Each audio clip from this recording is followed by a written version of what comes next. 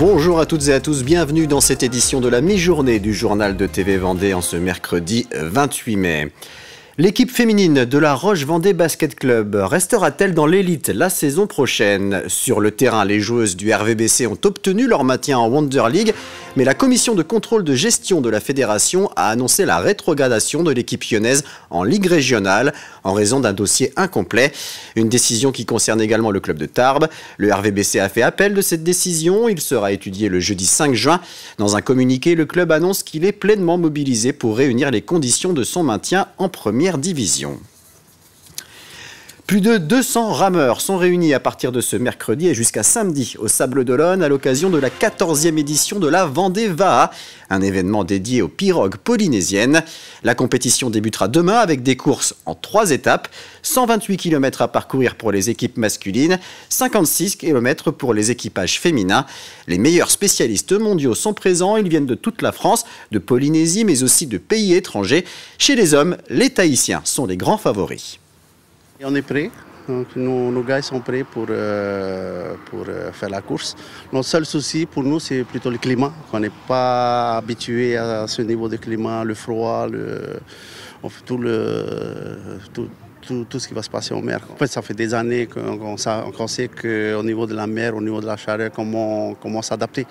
Donc pour nous, pour venir ici, c'est plutôt ça notre combat, c'est plutôt le froid et voilà. On ne sait pas si on va gagner, donc on verra ça pour samedi. Une belle aventure, c'est beaucoup de plaisir, de cohésion et d'amour pour la pirogue, pour le Vaha. On est toutes d'univers différents et on a surtout toute une expérience différente.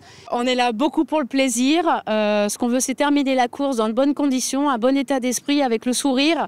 On donnera tout ce qu'on a et avec un taoé, voilà, ce qu'on appelle la vraie valeur de la pirogue polynésienne. Voilà. Et on est toutes unies et ce qu'on veut, c'est prendre vraiment du plaisir avant tout.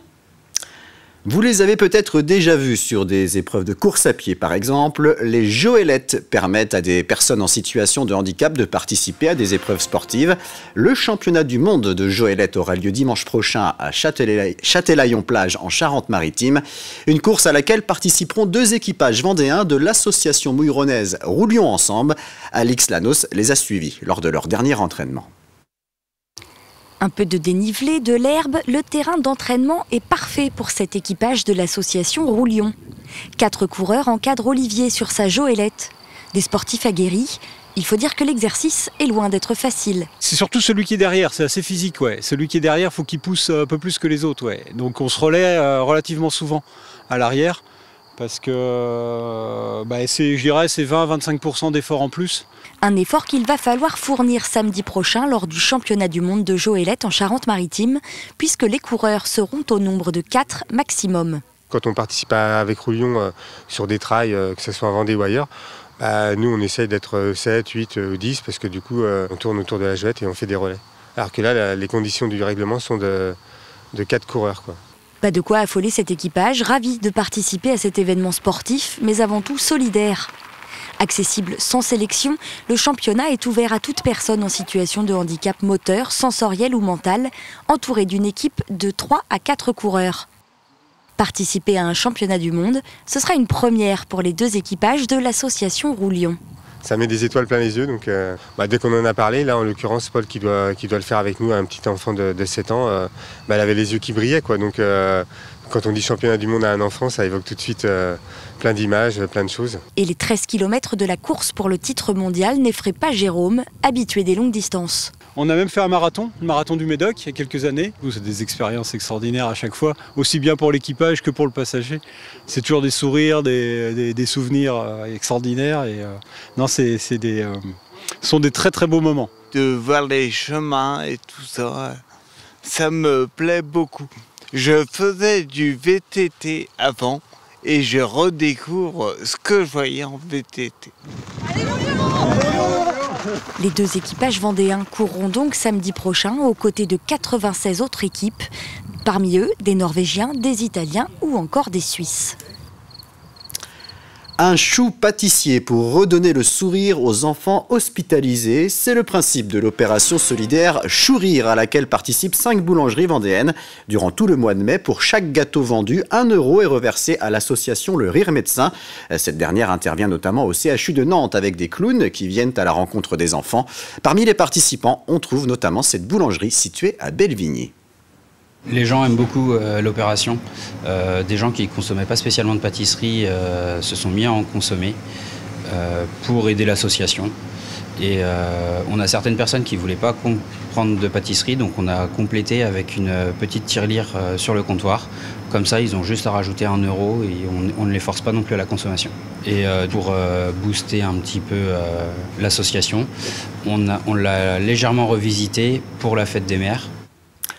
Assister à un concert, non pas en soirée, mais au lever du jour, c'est le concept du festival Réveillons-nous qui revient pour une 5e édition en juillet prochain. 4 spectacles sont programmés sur différents sites du territoire de la communauté de communes Océan Marais de Mont. Dominique A ou encore Clara Isé sont notamment au programme du festival, dont l'un des objectifs est aussi de faire découvrir au public des sites emblématiques du patrimoine vendéen. Il faut faire découvrir la richesse du patrimoine vendéen et le festival Réveillons-nous participe amplement à cette découverte. Il y a des sensibilisations au milieu naturel, donc à la plage ou à la forêt, organisées par l'ONF notamment, et ou la visite du site patrimonial dans lequel vous êtes, à savoir un musée, le musée Mille Sandeau, Biotopia, qui est un musée sur la nature. Et on reste dans le milieu de la culture avec un autre festival qui s'est achevé ce mardi, le festival Tendance à Fontenay-le-Comte. Pendant un mois, quelques-uns des plus grands chorégraphes et danseurs internationaux sont venus à la rencontre de danseurs amateurs locaux. Spectacles, rencontres, expositions ou encore masterclass ont animé l'événement qui s'est clôturé avec un ballet de Marie-Claude Pietragala et Julien Dervaux.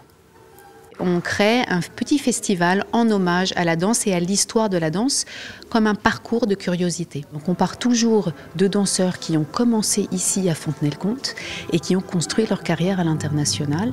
Ce parcours, il est composé à la fois de grands spectacles, des locaux qui reviennent nous présenter leur création, des internationaux qui viennent nous présenter leurs spectacles qui sont souvent en tournée. Là, je pense à Marie-Claude Pietragala qui vient nous présenter sa Gisèle.